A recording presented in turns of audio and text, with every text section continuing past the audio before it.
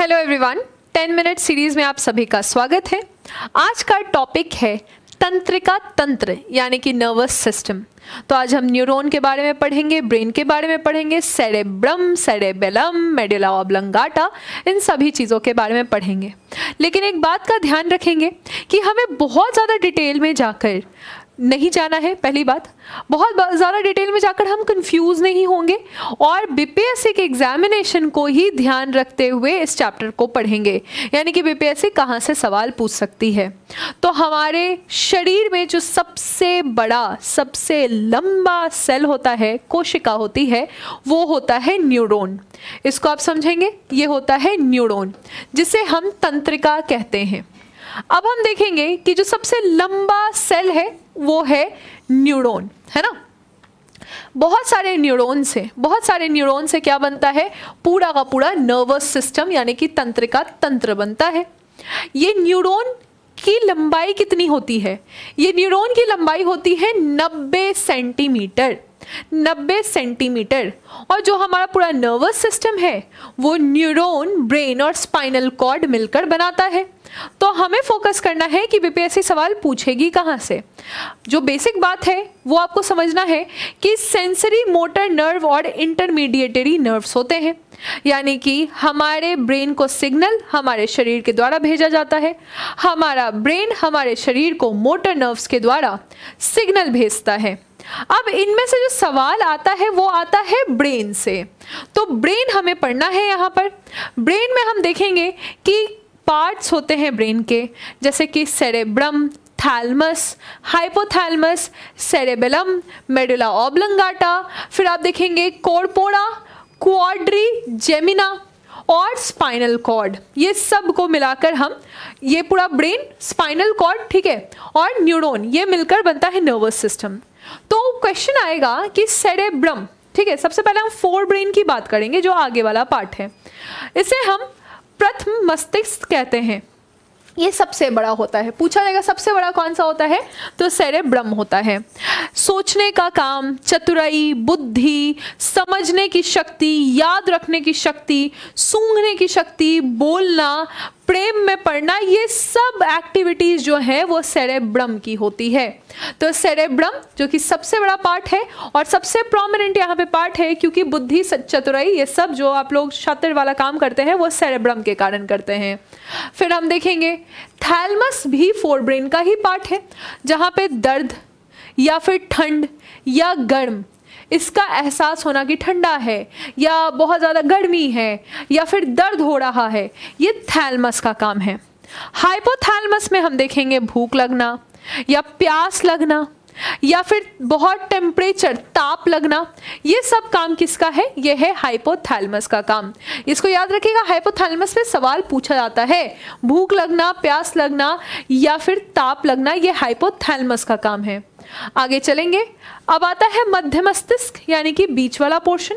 इसमें एक कॉर्पा क्वाड्रिजेमिना है। कॉर्पा क्वाड्रिजेमिना का काम है देखना और सुनना, ठीक है। ये मध्य मस्तिष्क का एक लौता पार्ट है, यहाँ पे हम पढ़ रहे हैं, जिससे क्वेश्चन पूछा जाता है कि इसका काम क्या है, तो देखना और सुनना इसका काम है।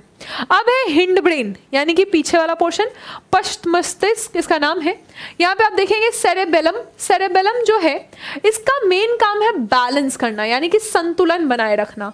संतुलन बनाना सेरेबेलम का काम है। इसी में आता है मेडुला ऑब्लंगाटा। मेडुला ऑब्लंगाटा का काम है, पूछा गया सवाल है, रेस्पिरेशन, हार्ट बीट और ब्लड प्रेशर, यानी कि दिल की धड़कन, उसके कारण जो पूरे बॉडी में जो रक्त का, ब्लड का फ्लो होता है, प्रेशर, ब्लड प्रेशर होता है, और सांस लेना यानी कि रेस्पिरेशन, श्वसन का नियंत्रण, ये मेडुला ऑब्लंगाटा का काम है। लास्ट पार्ट है स्पाइनल कॉर्ड। स्पाइनल कॉर्ड में हम देखें कि रिफ्लेक्स एक्शन। रिफ्लेक्स एक्शन का मतलब क्या है? जैसे कि आपने कोई गर्म चीज छुआ और तुरंत से हाथ हटा लिया, ठीक है, या आंख में कोई कीड़ा चल गया, आंख बंद हो गया तुरंत से, बिना कोई सिग्नल पहुंचाए, कोई सेंसरी न्यूरॉन नहीं गया, कोई मोटर न्यूरॉन नहीं गया, और अचानक से आंख बंद हो गया। तो यहाँ पर आप देखिएगा ये रिफ्लेक्स एक्शन है। रिफ्लेक्स एक्शन में पूछा जा सकता है कि सबसे पहले इसकी खोज किसने की, तो मार्शल हॉल ने इसकी खोज सबसे पहले की। एक बीपीएससी ने सवाल पूछा था कि ईईजी किस चीज़ से रिलेटेड है, तो EEG ब्रेन का होता है, यानी कि ये दिमाग से रिलेटेड है। हमारा ब्रेन हमारे बॉडी का 2% वेट होता है, यानी कि 2% वेट में हमारा ब्रेन है। इसका वजन कितना है? 1400 ग्राम है। न्यूरॉन की जहाँ तक बात होती है तो जन्म से जो न्यूरॉन के सेल्स होते हैं वो वैसे ही रहते हैं, यानी कि न्यूरॉन के सेल में कोई भी विभाजन नहीं है, कोई भी इसका सेल डिवीजन नहीं है। इसको आपको ध्यान रखना है। आगे हम देखेंगे कि कितने न्यूरॉन्स होते हैं बॉडी में, तो करीबन 86 से लेकर 100 मिलियन बिलियन तक न्यूरॉन्स होते हैं ब्रेन में। अब सवाल है कि ब्रेन में कितने, मतलब ये पूरे बॉडी में इतने न्यूरॉन्स होते हैं। ब्रेन में हड्डियां कितनी होती हैं, तो 22 बोन्स हैं, 22 बोन, जिसमें से 14 फेशियल जो आपके फेस बन रहा है, और क्रैनियल जो स्कल, पूरा प्रॉपर स्कल में 22 बोन्स हैं, 14 फेशियल और 8 क्रैनियल बोन्स हैं यहाँ पर। और हमारा ब्रेन एक फ्लूइड से पूरा घिरा हुआ है जिसे हम सेरेब्रोस्पाइनल फ्लूइड कहते हैं, सेरेब्रोस्पाइनल फ्लूइड। आगे हम देखेंगे कि जो मिड ब्रेन है यहाँ पे आपका मेडुला ऑब्लंगाटा, तो मेडुला ऑब्लंगाटा और मिड ब्रेन के बीच में क्या होता है? पॉन्स होते हैं, पॉन्स। ये पॉन्स हमारे बॉडी का स्लीप साइकिल को चलाते हैं और टेस्ट के लिए भी पॉन्स ही जिम्मेदार होते हैं। इसके अलावा आप देखें ब्रेन जो है वो 2% वेट रहता है। अब आपको इतना आप जब देख लीजिएगा तो आप देखेंगे कि जो भी आपके एग्जाम्स हैं उसमें इससे ज़्यादा और डिटेल में क्वेश्चंस नहीं पूछे गए हैं, तो इतना सा आपका काम चल जाएगा। अगर आप करंट अफेयर्स में भी इसी तरह से पकड़ बनाना चाहते हैं तो आपको यहाँ पर कीर्ति बैच के बारे में मैं बता दूं, जो कि 8 अगस्त से शुरू हो चुका है। और आप इसमें बिल्कुल भी मिस मत कीजिएगा। अगर 8 अगस्त की क्लास आपकी मिस हो गई है तो ये YouTube पे इसी चैनल BPSC उत्कर्ष पे अवेलेबल है। तो ये कीर्ति बैच है जो कि करंट अफेयर्स स्पेशल बैच है।